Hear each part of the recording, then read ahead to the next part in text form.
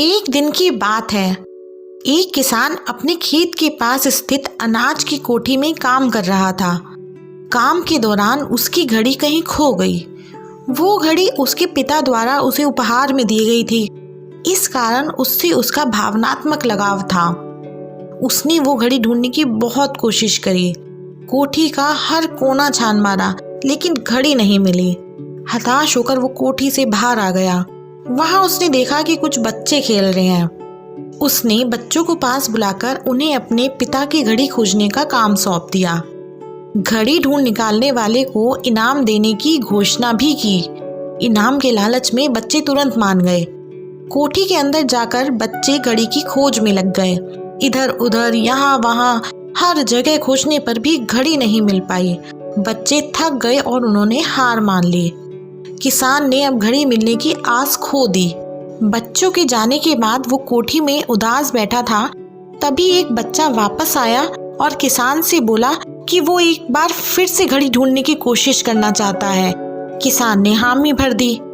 बच्चा कोठी के अंदर गया और कुछ ही देर में बाहर आ गया। उसके हाथ में किसान की घड़ी थी। जब किसान ने वो घड़ी देखी तो बहुत खुश हुआ। उसे आश्चर्य हुआ कि जिस घड़ी को ढूंढने में सब नाकामयाब रहे, उस बच्चे ने उसे कैसे ढूंढ निकाला। पूछने पर उस बच्चे ने बताया कि कोठी के भीतर जाकर वो चुपचाप एक जगह खड़ा हो गया और सुनने लगा। शांति में उसे घड़ी की टिक टिक की आवाज सुनाई पड़ी और उस आवाज की दिशा में खोजने पर उसे वो घड़ी मिल गई। किसान ने बच्चे को शाबाशी दी और इनाम देकर विदा किया। दोस्तों, इस कहानी से हमें ये सीख मिलती है कि शांति हमारी मन और मस्तिष्क को एकाग्र करती है और यह एकाग्र मनोस्थिति जीवन की दिशा निर्धारित करने में सहायक है।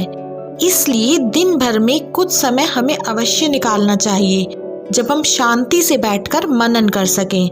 नहीं तो शोरगुल भरी इस दुनिया में हम उलझ कर रह जाएंगे। हम कभी ना खुद को जान पाएंगे ना अपने मन को, बस दुनिया की भीड़चाल में चलते चले जाएंगे। जब आँख खुलेगी तो बस पछतावा होगा कि जीवन की ये दिशा हमने कैसे निर्धारित कर ली। हम चाहते तो कुछ और थे, जबकि वास्तव में हमने तो वही किया जो दुनिया ने कहा। अपने मन की बात सुनने का तो हमने समय ही नहीं निकाला। धन्यवाद।